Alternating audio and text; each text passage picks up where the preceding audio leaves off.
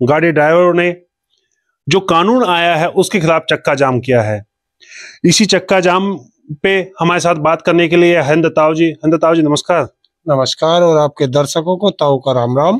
ताऊ जी, चक्का जाम ये तो होना ही था, क्योंकि जब इस देश की सरकारें एक गलत नीति पे चली हुई है और उनका एक फार्मूला है कि अकेले अकेले को मारो, तो पहले इंडस्ट्री वाले मारे, उसके बाद आया नंबर सेना का। सेना गई, किसान गए, मजदूर गए, बेटियां गई, पहलवान गए, तो कौन बचा? एक ड्राइवर ही बच रहे थे। और ड्राइवरों को घेरने का मतलब है कि हर परिवार को घेरना, क्योंकि हर परिवार के अंदर किसी के ट्रक है तो किसी पे बस है, किसी पे कार है, किसी पे स्कूटर है, किसी पे मोटरसाइकिल है, और किसानों पे ट्रैक्टर है। ये ना भूलें, नंबर इनका भी है, सबका इसमें, इस कानून में। तो इस तरह का जो ये तुगलकी फरमान आया है, ये देश के लिए घातक है। तो ताऊ जी, आपको क्या लगता है इन कानूनों का आने वाले समय में क्या प्रभाव पड़ेगा? ये प्रभाव ये पड़ेगा कि आप देखना, फिर माफी वीर परिवार से नरेंद्र मोदी फिर टेलीविजन पे आएगा रात को 8 बजे और फिर करेगा, फिर घड़ियाली आंसू रो करके कहेगा, बहनों भाइयों, कानून तो मैं बहुत अच्छा लाया था, लेकिन कुछ ड्राइवर भाइयों को मैं समझा नहीं पाया, इसलिए मैं इन कानूनों को वापस लेता हूं। लेकिन ये कानून संसद में बने हैं, तो मैं देश के ड्राइवरों से कहना चाहता हूं, ये कानून भी संसद से अगर वापस हुए तब इंप्लीमेंट खत्म होगा, वरना नहीं होगा। नहीं, 2024 में अगर आपकी सरकार विपक्ष की सरकार आएगी तो शायद हो सकता है। देखिए, सरकार किसी की भी हो, ये कानून देश के अंदर नहीं रह सकता, नहीं रह सकता, नहीं रह सकता। क्या ये भी काले कानून है? ये काले कानून से भी ज्यादा खतरनाक काला कानून है। इसे कैसे होना चाहिए था? क्या आप इसमें बदलाव की उम्मीद समझते हैं? इसमें बदलाव इस तरीके से होना चाहिए था कि अगर कोई रोड पे एक्सीडेंट हो गया तो उसे जो व्यक्ति हॉस्पिटल पहुंचाएगा उसको 10 या 20 हजार रुपए दिए जाएंगे, और वो पैसा उस गाड़ी से वसूल किया जाएगा जिससे एक्सीडेंट हो। तो उसके चक्कर में, उस 10-20 हजार के चक्कर में उस घायल व्यक्ति की जान बचाई जा सकती थी। नहीं, सरकार को सोच के तो इस कानून को लेके आई। कैसे सोचा है बताऊं? कैसे सोचा है? जब देश की संसद के अंदर वो बच्चे घुसे, उसके बाद सांसदों को बाहर किया गया और आईपीसी सीआरपीसी वाले कानून बदले गए, और उसी बीच में ये कानून भी लाया गया। क्या हिंदुस्तान के किसी व्यक्ति को पता था? नहीं पता था ना। जब तुम बताओगे नहीं, किसी कानून को लाने से पहले देश की जनता से उस पर चर्चा नहीं करोगे, खुद संसद में चर्चा नहीं करोगे, तो पता कैसे चलेगा? देश का, जिसे मैं दलाल मीडिया कहता हूं, क्या उस पे आपने आज से पहले एक लाइन भी इस कानून के बारे में सुनी है? या आपने किसी अखबार में एक लाइन इसके बारे में छिपी हुई देखी है?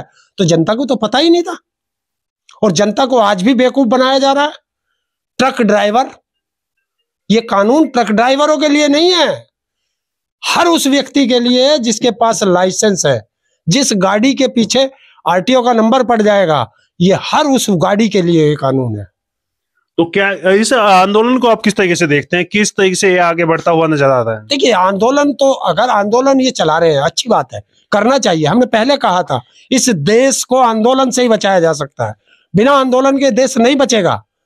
और ये आंदोलन ऐसा होना चाहिए कि कोई वाहन सड़क पे ना चले, और सबसे पहले जो पेट्रोल डीजल की सप्लाई है उसे रोक दो, उसके रुकते ही अपने आप सारा देश रुक जाएगा। ऐसे रुकेगा ये? आपको लगता है आंदोलन इतने बड़े स्तर पर सफल हो पाएगा? क्यों नहीं हो पाएगा? आप मुझे एक बात बताओ, 10-5 हजार रुपए की नौकरी करने वाला ड्राइवर, वो 10 लाख रुपए जुर्माना कहां से दे देगा? नहीं, ये कानून में देखो बदलाव कैसे होते हैं। बदलाव ऐसे होते हैं, पहले एक कानून था इन ड्राइवरों के लिए कि अगर एक्सीडेंट हो गया तो ड्राइवर जेल चला जाता था, गाड़ी मालिक अपनी गाड़ी की जमानत कर लेता था, ड्राइवर की नहीं होती थी। ड्राइवर गरीब आदमी होता था, सड़ता था जेलों में। जब राजीव गांधी की सरकार आई तो उसने एक संशोधन किया था इसमें, और उसने ये संशोधन किया था कि अगर कोई एक्सीडेंट होगा तो गाड़ी मालिक पहले ड्राइवर की जमानत करेगा, उसके बाद गाड़ी की जमानत होगी। तो ये अच्छा था, जनता के लिए फेवर में था, पूरे देश की जनता ने इसका स्वागत किया।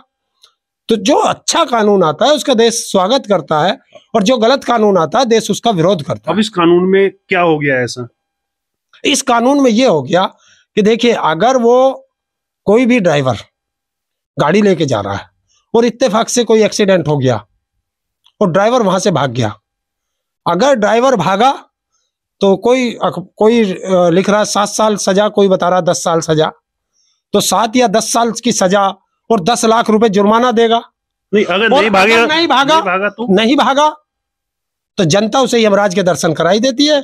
इस देश में तो आपने देखा होगा कि अगर कहीं भी एक्सीडेंट हो जाओ तो जो घायल है उसको नहीं उठाते, पहले ड्राइवर को पीटना शुरू कर देते हैं। बता रहा हूं उनको, अगर ड्राइवर को वहां मार दिया तो उसका परिवार कहां जाएगा? जो घायल हुआ है या जो मर गया एक्सीडेंट में, उसका परिवार भी बर्बाद, और जो ड्राइवर है उसका परिवार भी बर्बाद। और अगर दोनों के परिवार बच जाए तो कितना अच्छा है, और वो स्वयं भी बच जाए कि उस जो घायल हुआ है उसको अगर समय से हॉस्पिटल पहुंचा दिया जाए तो उसकी भी जान बच सकती है, तो वो परिवार भी बच जाएगा। और आपकी रोड पे गड्ढे कितने हैं, उसकी वजह से एक्सीडेंट होकर जो मरेगा उस पर कौन लायबिलिटी किसकी होगी? नहीं, मोदी सरकार अच्छे हाईवे बना दिए अब तो। खैर आप चले जाओ, इस पे चले जाओ ना, पेरिफेरल एक्सप्रेसवे पे 120 की स्पीड है, अगर आप अपनी गाड़ी 120 की स्पीड पर उधर से भगा के उधर तक दिखा दे तो मेरा नाम बदल देना, अगर हॉस्पिटल में आपके लिए एक बेड ना बुक करना पड़ जाए। इस ताऊ का तो ध्येय ये है कि जिसके साथ भी अन्याय होगा ताऊ वहां खड़ा मिलेगा। और मैं इस ट्रक ड्राइवर इस हिट एंड रन वाले कानून का पुरजोर विरोध करता हूं और करूंगा, जितनी मेरी ताकत है उससे ज्यादा करने की कोशिश करूंगा। मैं देश के हर उस व्यक्ति के साथ खड़ा हूं जो न्याय मांग रहा है। आपको लगता है राकेश टिकैत जी या बाकी बड़े नेता विपक्ष के इसमें खुल के सबको आना चाहिए, सब फंसेंगे, आना चाहिए, सबको एक साथ आना चाहिए। और इसीलिए हम कहते हैं सब एक साथ मिल करके लड़ो तो अच्छा रहेगा, क्योंकि आंदोलन मैं करूं आप ना आए, आप करें ये ना आए तो ये गलत है। जब भी कोई आंदोलन हो उस आंदोलन में सबको भाग लेना चाहिए। चलिए, हमारे साथ है हिंद ताऊ जी, जिनका साफ कहना था ये कानून आने वाली विषम परिस्थिति पैदा कर सकता है, या अगर ड्राइवर नहीं भागेगा तो उसके साथ जो जान की जोखिम होगी उसको कौन देखेगा, उसका परिणाम क्या होगा, इसके बारे में भी सरकार विचार करे। दूसरी तरफ सड़क जो खराब है उनकी वजह से जो हादसे होते हैं उसकी जिम्मेदारी कौन लेगा? यह हिंद ताऊ जी ने बड़े सवाल खड़े किए हैं। आप देखते रहिए हिंदुस्तान समाचार। मैं अभी चौधरी, नमस्कार।